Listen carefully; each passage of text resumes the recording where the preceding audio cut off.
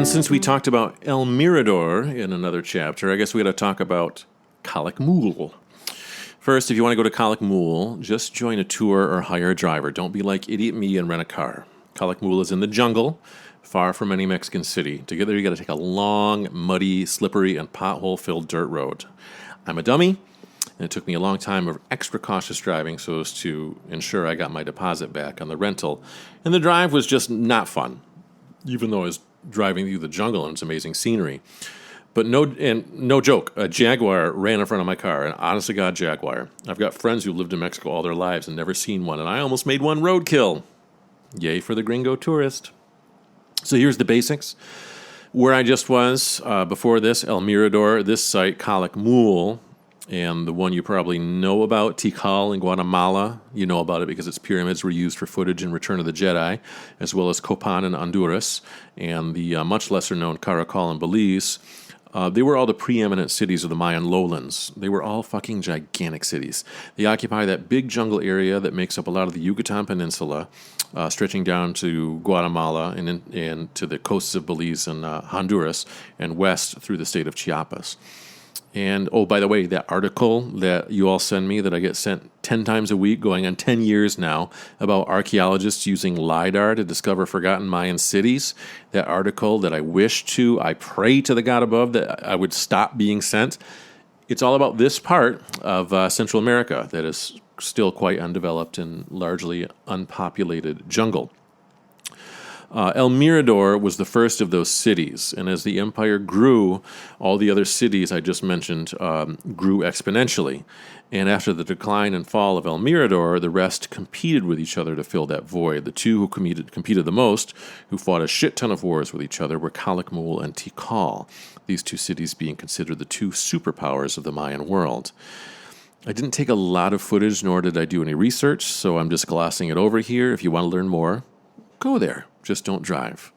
Calakmul is noted for its stelae. Mayan stelae are common. They are these big carved megalithic stones that sit in front of temples, plazas, etc.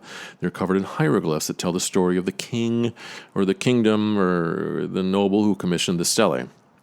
Calakmul is basically the bragging capital of the world, as it has more stelae than any other Mayan city. They just endless stories of wars won, of innovations in the city, of how great the city is, how great the ruler is. And all this braggadocio means it's a great source of written history, actual history written by the classic Maya. But we got to take the history with a grain of salt because it's history written by the victors and all their bragging. But the might of the city and its kings is without question. The city is not only mentioned a lot on its own stelae, but on inscriptions and histories in other stelae in other cities. And the main king, the one who really dominated and kicked ass, used a snake as his glyph, so it's commonly known as the Snake Kingdom or era of Calakmul. Calakmul contains some of the biggest pyramids of the Mayan world, second only to El Mirador. And now I'm going to add some footage at the end. This here is not Calakmul. That's because I also visited all the nearby satellite cities on this trip as well. And I hope this gives you an idea of just how vast the Mayan Empire was. Some of these cities were literally right next to the main highway of the modern Mexican towns I was in, and an easy and short stop to visit. This one here still had wonderfully preserved reliefs and sculptures, so take a look. And those pyramids here we see with all these stone faces, that's not what the final pyramids look like. These are older pyramids that were buried under the newer pyramids. And every single Mayan structure, every layer, every centimeter was covered with this kind of stuff you see in these photos. This is what these pyramids looked like. They weren't bare stone as we see them today. And also, yeah, I mean, you should check this stuff out. I mean, typically one takes their vacation in the Yucatan, and they go to, if you're in the Yucatan. And yeah, I mean, you should really check this stuff out. I mean, typically one takes their Mexican vacation in the Yucatan, but one goes to Cancun, or if you're Eurotrash into recreational drugs and bad EDM, you go to Tulum. And if this is the extent of your Mexican vacation, you're missing out. I mean, from the city of Merida, the capital of the Yucatan, and home to diverse culture, food, and architecture, and just vibrant life.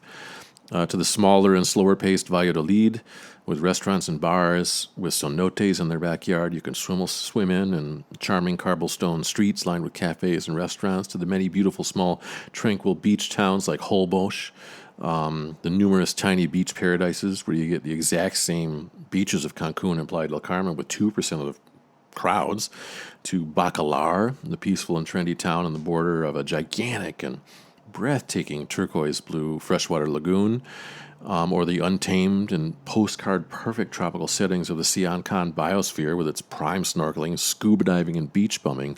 If you choose Cancun over all of that, you are missing out. Cancun is the McDonald's fast food chain of the Yucatan. It's designed to attract the worst kind of North Americans with the most amount of money, and to get them to spend that money at inflated prices on the exact same shit they can get in the United States. Do not go to Cancun. Be a conscientious tourist. Be a smart tourist. Learn something. Live something. Entertainment, entertainment.